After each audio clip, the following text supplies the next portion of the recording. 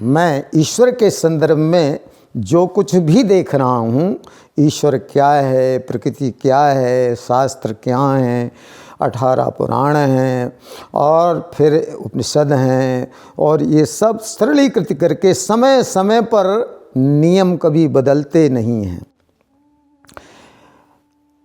मानव में जो कुछ भी है व्यापक सत्ता में देखा है उसने।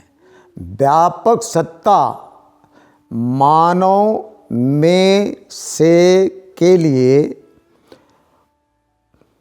कार्य और व्यवहार काल में नियम के रूप में और विचार काल में समाधान के रूप में और साधना काल में आनंद के रूप में, व्यवहार काल में न्याय के रूप में। भगवान को समझना है व्यापक। नाम अनंत हैं। विष्णु सहस्त्र नाम पढ़िए, चाहे शिव जी के नाम पढ़िए, चाहे अलग अलग संप्रदायों के नाम पढ़िए, लेकिन अगर कोई चीज़ है तो उसे व्यापक को हो या हम सब जगह जो है ही। भगवान है में आता है, था और गा में नहीं आता। पैदा हुए तो जो पैदा होगा वो मरेगा। तो किसी ने नियम को भगवान के अक्षरशः पालन किया, दीर्घ जीवन उसका हो गया। उसका भगवान राम राज्य का अगर इतिहास हम पढ़ते हैं तो उसमें इसी का निरूपण किया गया है। हमारे ऋषि मुनि समय समय पर कुछ परिवर्तन, प्रकृति में परिवर्तन हो जाए तो नियम थोड़े इधर उधर होकर के फिर से बन जाते थे। रामायण में गोस्वामी जी ने लिखा ही है कि माघ मकर गत रवि जब होई, तो तीर्थ पति ही आव सब कोई। माघ मकर गत रवि जब होता था तो तीर्थराज प्रयाग में सब लोग इकट्ठा होते थे। हमारे 4 स्थान हैं, उज्जैन में भी और त्र्यंबकेश्वर वहाँ नासिक में भी और यहाँ हरिद्वार में भी। तो ये अलग अलग जगहों पर जो कुछ भी ये महत्व बनाया गया है, तो ये ऋषियों के द्वारा बनाया गया कि हर जगह की समस्याओं का समाधान कहाँ से होता था।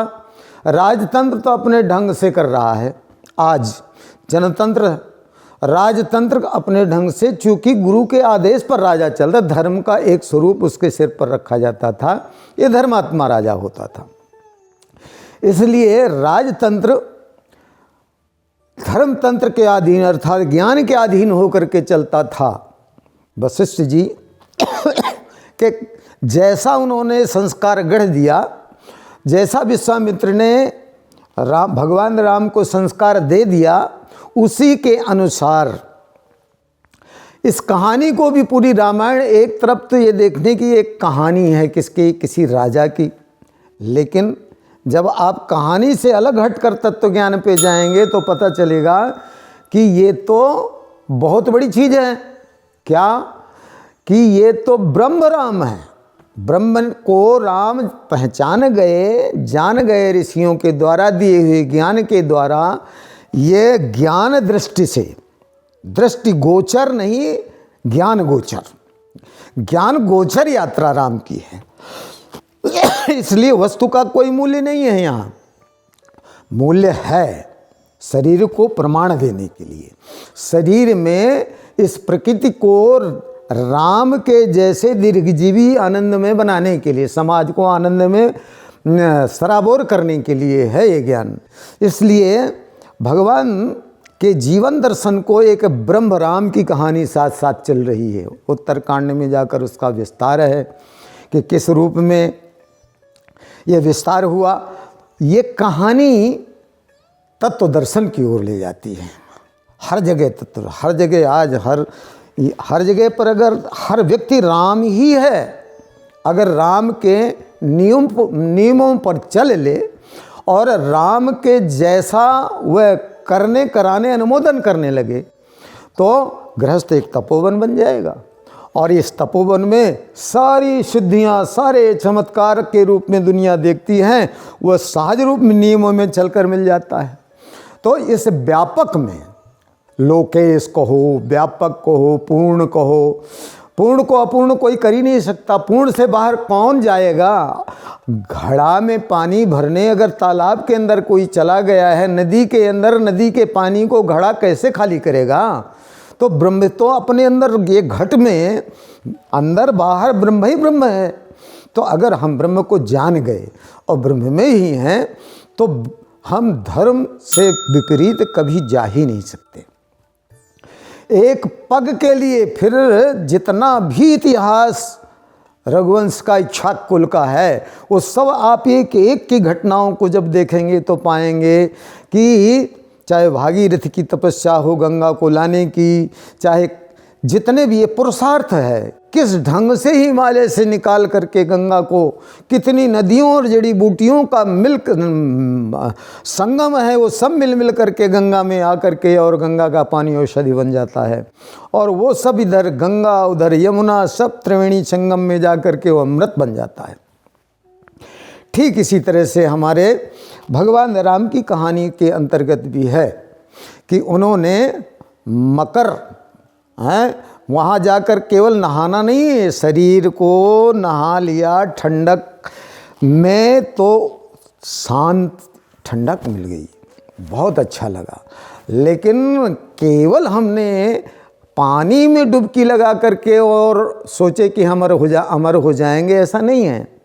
वहाँ पर ब्रह्म निरूपण धर्म विधि वर्णहि तत्व विभाग, और कहीं भगत भगवंत के संयुत ज्ञान विराग।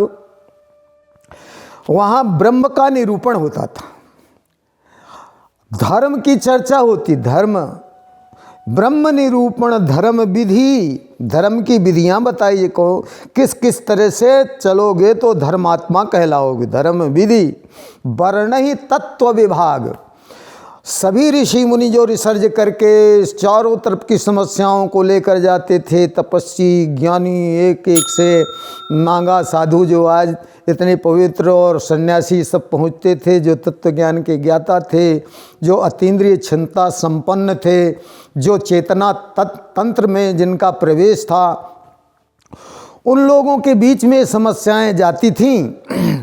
तो वो तत्वतः उस तत्व को जान करके उसके समाधान को दे देते थे। और कहाँ ही भगत भगवंत के संयुत ज्ञान विराग, तो उसे भक्ति में सराबोर, भगवान माने ईश्वर ब्रह्म की भक्ति में डुबा देने का ऐसा सत्संग का माहौल बनता था, जिसमें जाकर के लोग थोड़ी देर के लिए गंगा में डुबकी लगाए और ज़्यादातर थोड़ा सा खिचड़ी खा करके और पहुंच गए।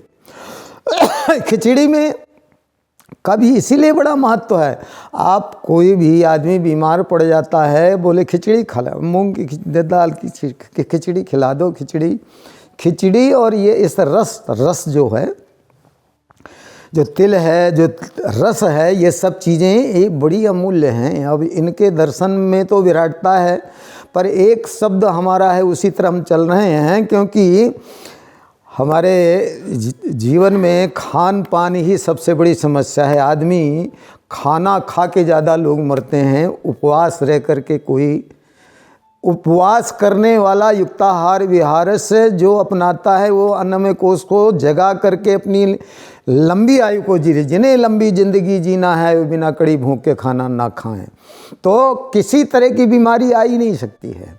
यहाँ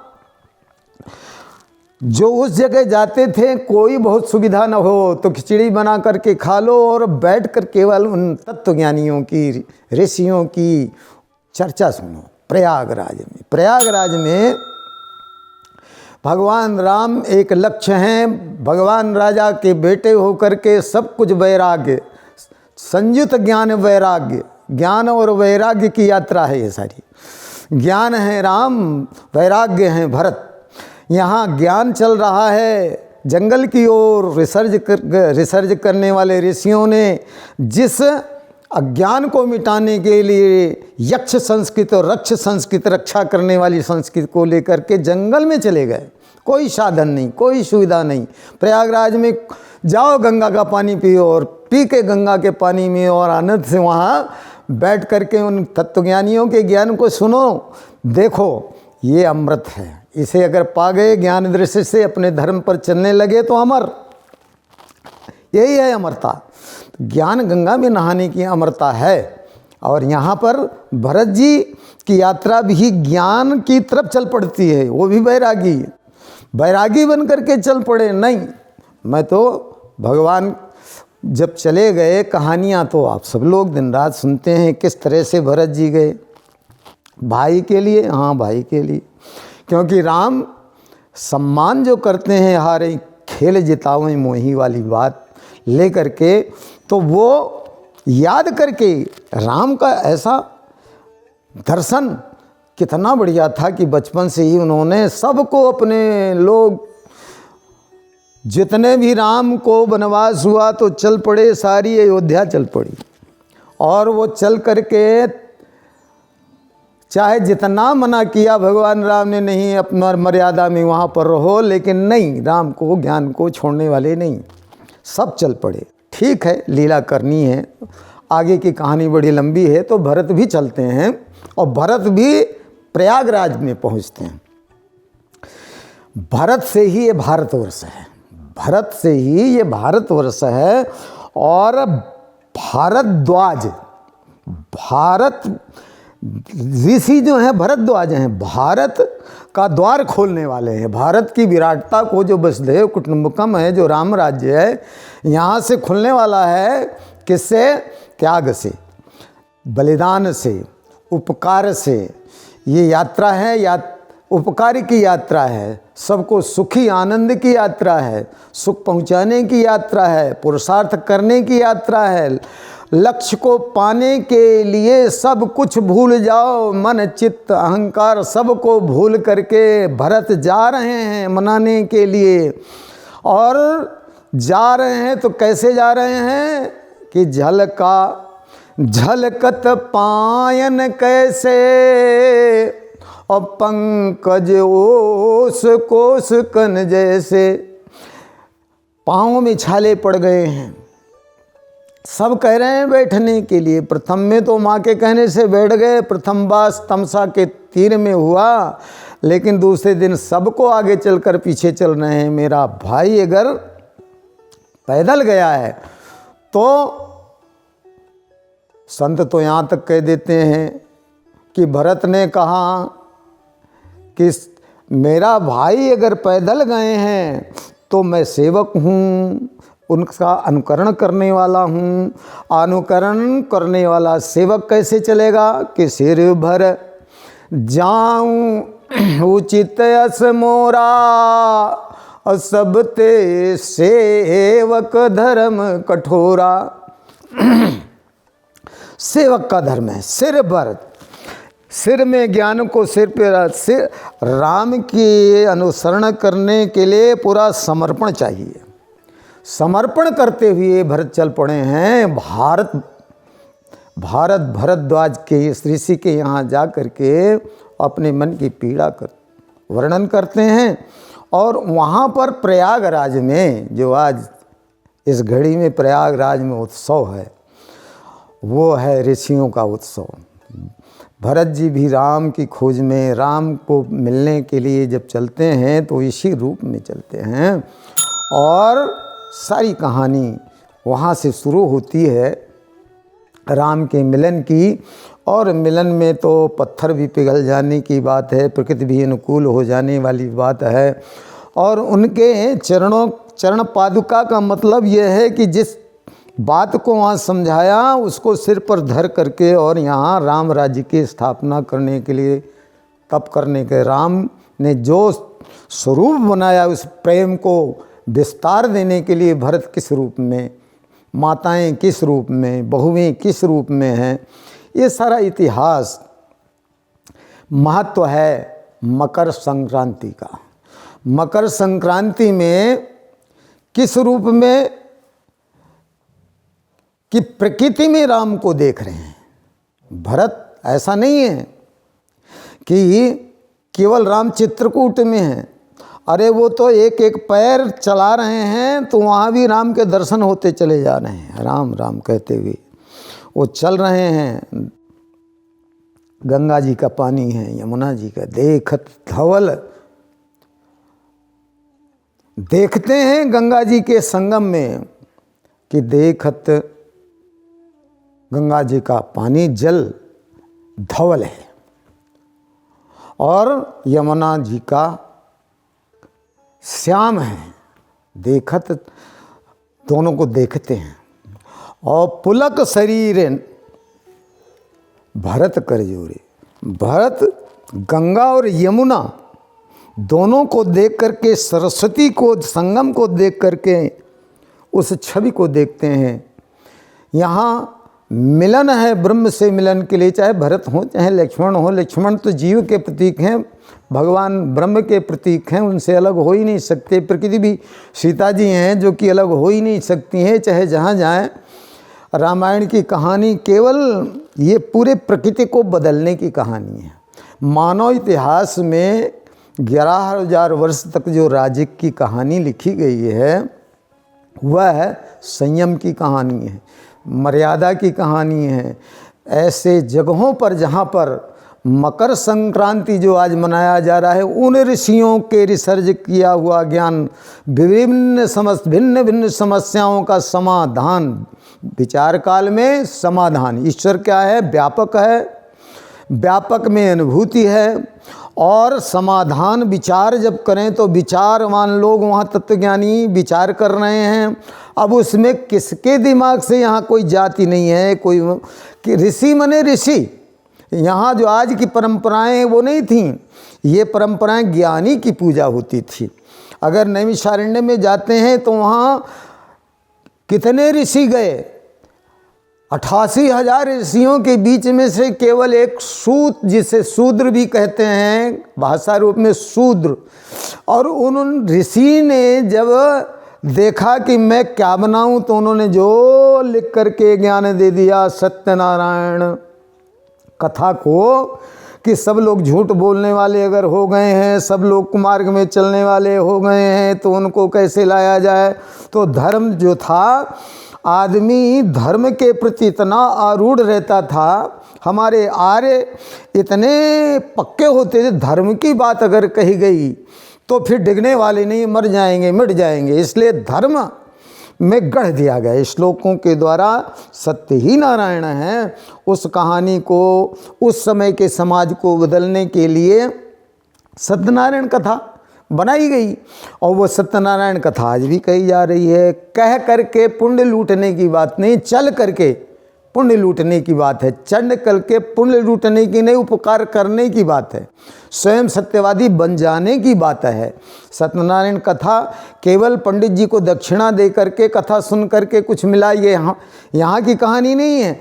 तो जो भी ऋषि ऐसे रिसर्च समय समय पर करते रहे, उनके ज्ञान की यात्रा हर एक साधक को करना है। और आज के समाज में जहाँ हम धरती को ही नष्ट करने के लिए बैठे हैं, ऐसे समय पर तो और भी आवश्यक हो गया है। इस कुंभ का महत्व और भी आवश्यक है। इसलिए एक तरफ कुंभ के इस पर्व में राम राज्य का वर्णन है, एक तरफ हमारे अपनी अपनी कहानी, अपने अपने राम है, अपने अंदर ही मकर संक्रांति है।